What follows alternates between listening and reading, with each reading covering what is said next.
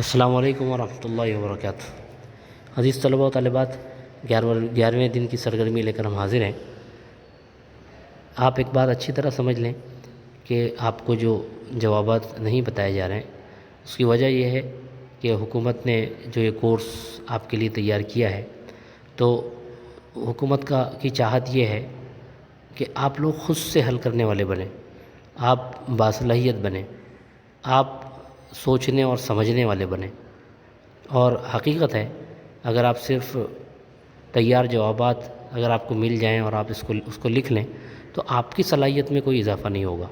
اور اگر آپ خود سوچ کر حل کریں، ہو سکتا ہے غلط آئے گا، اس میں کوئی حرج نہیں ہے، آپ اس سے ڈرنے کی اور گھبرانے کی ضرورت نہیں ہے۔ غلطی ہوتی ہے اور غلطی ہی سے انسان سیکھتا ہے، تو اس لیے آپ بالکل نہ گھبرائیں، آپ اچھی طرح دیکھیں ویڈیو، اور انشاءاللہ آپ اگر بہت غور سے یہ دیکھ لیں گے تو مجھے امید ہے کہ آپ کچھ نہ کچھ ضرور حل کر پائیں گے، بلکہ اگر آپ ٹھان لیں تو انشاءاللہ مکمل حل کرنا بھی آپ کے لیے کوئی مشکل بات نہیں ہے۔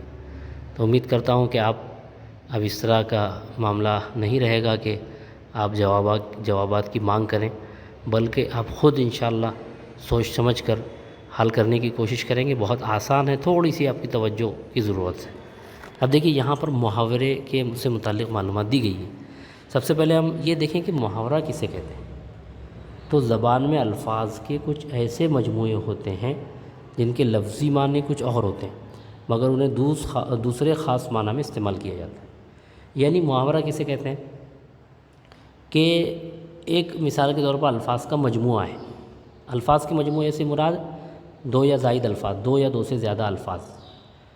تو اب یہ جو الفاظ کا مجموعہ ہے، تو بظاہر اس کے معنی اگر ہم لغت میں دیکھیں تو کچھ اور رہیں گے، لیکن اس کو استعمال کسی دوسرے معنی میں کیا جا رہا ہے۔ میں اس کی مثال آپ کو سے سمجھاؤں گا تو آپ کو بات سمجھ میں آ جائے گی انشاءاللہ۔ اسے محاورہ کہتے ہیں۔ اب اصل معنی جو ہوتے ہیں لفظ کے، وہ حقیقی معنی کہلاتے ہیں، اور جن معنی میں ان کو استعمال کیا جاتا ہے دوسرے معنی میں، اس کو مجازی معنی کہتے ہیں۔ اب دیکھیے، یہاں انہوں نے ایک مثال دی ہے، دو الفاظ کے مجموعے آپ کے سامنے، ایک ہے فصل کاٹنا اور دوسرا ہے وقت کاٹنا۔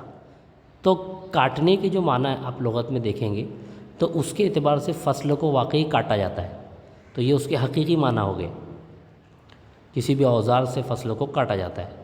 تو فصل کاٹنا، یہ کاٹنا اپنے حقیقی معنی میں استعمال ہوا۔ لیکن اسی کو آپ اگر وقت کاٹنا اگر دیکھیں تو وقت کوئی ایسی چیز نہیں ہے کہ جس کو آپ چھری چاقو لے کر کاٹ دیں، بلکہ یہاں پر جو کاٹنا استعمال ہوا یہ دوسرے معنی میں استعمال ہوا، اور وہ دوسرے معنی کیا ہے؟ گزارنا، وقت گزارنا۔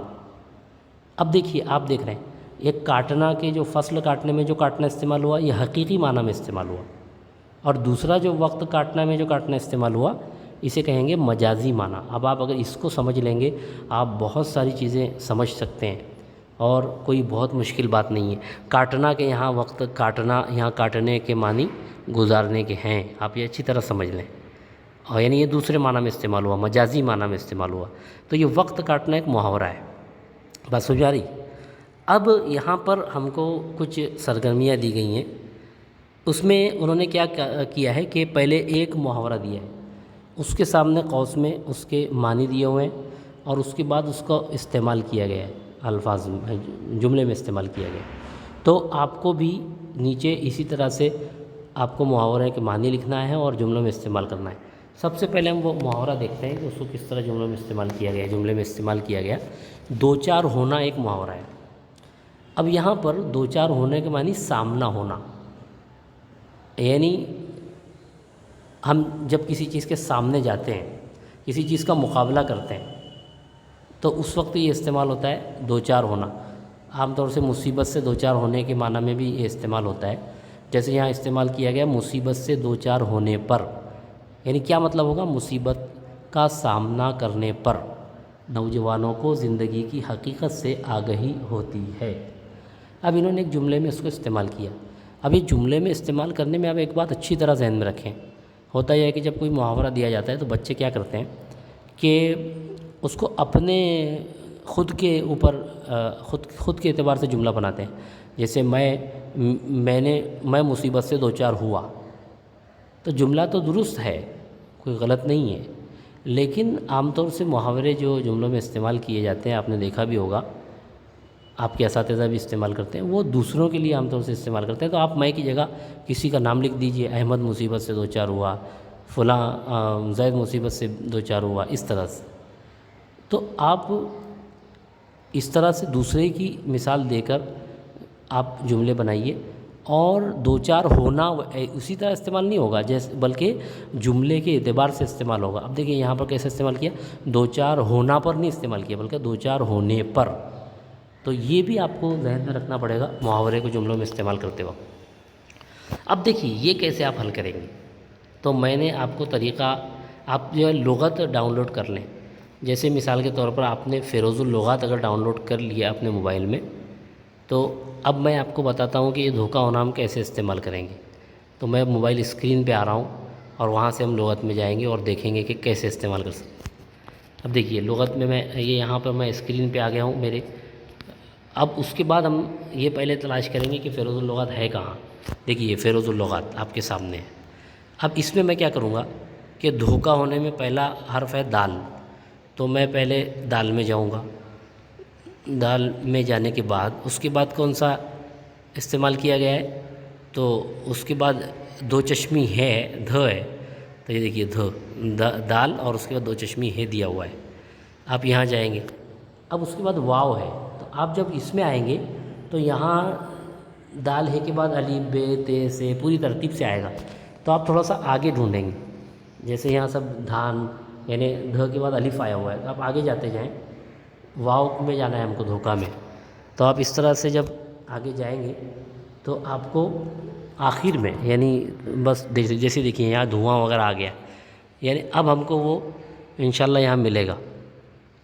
تو اس کے لیے اب کیا کریں گے آپ کہ یہاں پر آپ کو تھوڑا ڈھونڈنا پڑے گا۔ تو ڈھونڈنے کے لیے آپ اگر یہاں آپ کو نہیں مل رہا ہے کسی صفحے پر، تو پھر آپ آگے جائیے۔ جیسے یہاں دھوپ آ گیا، تو ابھی ہم کو کیا دھوکہ ڈھونڈنا ہے، تھوڑا اور آگے جانا پڑے گا۔ اب آپ کو اس میں وقت تو لگے گا، لیکن انشاءاللہ ایک بار آپ کو اگر یہ اس کا مزہ لگ گیا تو پھر آپ کو بہت آسانی ہو جائے گی، اور آپ کو کوئی بھی چیز ڈھونڈنے میں مزہ آئے گا۔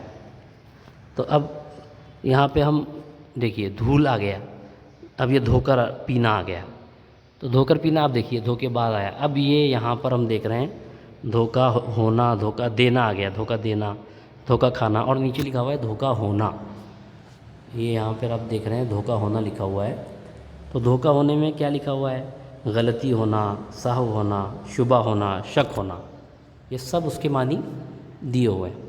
اب آپ نے یہاں اس کے معنی ڈھونڈ لیے، تو ایسے ہی آپ جتنے محاورے دیے ہوئے ہیں سب کے معنی لغت ڈاؤن لوڈ کر لیں آپ، اور یہاں سے آپ ڈھونڈیں، ورنہ آپ سیدھے گوگل میں جائیں اور دھوکہ ہونا ٹائپ کریں تو آپ کو وہاں بھی بہت سی سائٹس پہ آپ کو اس کی معنی پتہ چل جائیں گے۔ لیکن لغت ڈاؤن لوڈ کرنے میں فائدہ یہ ہے کہ آپ کے پاس وہ آف لائن بھی رہتی ہے، آپ اس میں کبھی بھی دیکھ سکتے ہیں۔ اس طرح آپ کو تمام محاوروں کے معنی ڈھونڈنا ہے۔ اب آپ کو مثال کے طور پر ان کو جملوں میں استعمال کرنا ہے، تو آپ کتاب میں ڈھونڈیں، اگر آپ کو کتاب میں ملتا ہے تو ٹھیک ہے، نہ ملے تو آپ گوگل میں ٹائپ کریں دھوکہ ہونا جملوں میں استعمال یا جملے میں استعمال، تو آپ کو وہاں کچھ چیزیں ملیں گی۔ آپ وہاں سائٹس دیکھیں، مختلف سائٹس، تو آپ کو انشاءاللہ اس کے بارے میں مل جائے گا۔ یا پھر آپ اپنے بڑوں سے مدد لیں اور جملہ بنانے کی کوشش کریں، تو اور اپنے اساتذہ سے پوچھیں۔ اس طرح سے انشاءاللہ آپ محنت کریں گے، آپ کو وہ چیز حاصل، آپ کو اتنی خوشی ہوگی کہ آپ خود اس کو محسوس کریں گے۔ تو امید کرتا ہوں کہ آپ یہ جیسے آپ کو طریقہ بتایا گیا لغت کا، آپ اس طرح سے حل کریں گے۔ آگاہ کرنے کے معنی ڈھونڈنا ہے، اور اس کے بعد اس کو جملے میں بھی استعمال آپ کو کرنا ہے۔ تو دو چیزیں کرنی ہے، معنی لکھنا ہے آگے، اور اس کے بعد جملوں میں استعمال کرنا ہے۔ اس کے بعد یہاں بھی ویسے ہی کرنا ہے۔ اب یہ جو محاورے ہیں ان کو جملوں میں استعمال کرنا ہے۔ پھر آپ معنی دیکھیں گے، خاطر تواضع کرنا، اس کے معنی دیکھیں گے لغت میں، لقمہ دینا، سوگ منانا، اور اس کے اعتبار سے آپ خود اس کو حل کر سکتے ہیں۔ جیسے ایک مثال دے دیتا ہوں میں، خاطر تواضع کرنا، مہمان کے آنے پر اس کی خاطر تواضع کی جاتی ہے، ایک مثال دے رہا ہوں میں، ایسے آپ سینکڑوں جملے بنا سکتے ہیں۔ تو اس طرح سے آپ کو یہ بنانا ہے تینوں بھی محاورے، اور اس کے بعد جو آپ کو دیا گیا ہے محاوروں کی فہرست تیار کرنا ہے۔ مطلب یہ ہے کہ آپ کو اپنے درسی کتاب، اخبار، رسالے وغیرہ میں ڈھونڈنا ہے محاورے، جو بھی آپ کو محاورے ملیں آپ لکھ لیں۔ تو اس طرح سے آپ کو 10-15 محاورے آپ لکھیں اپنے پاس، اور یہ محاورے اگر آپ ایک الگ سے کاپی میں بھی نوٹ کریں، اس کے معنی بھی نوٹ کریں، تو آپ کے پاس ایک اچھا ذخیرہ ہو جائے گا، اور آپ انشاءاللہ زبان پر آپ کو قابو حاصل ہو جائے گا۔ تو امید ہے کہ آپ کو آج کی سرگرمی سمجھ میں آئی ہوگی۔ السلام علیکم ورحمۃ اللہ وبرکاتہ۔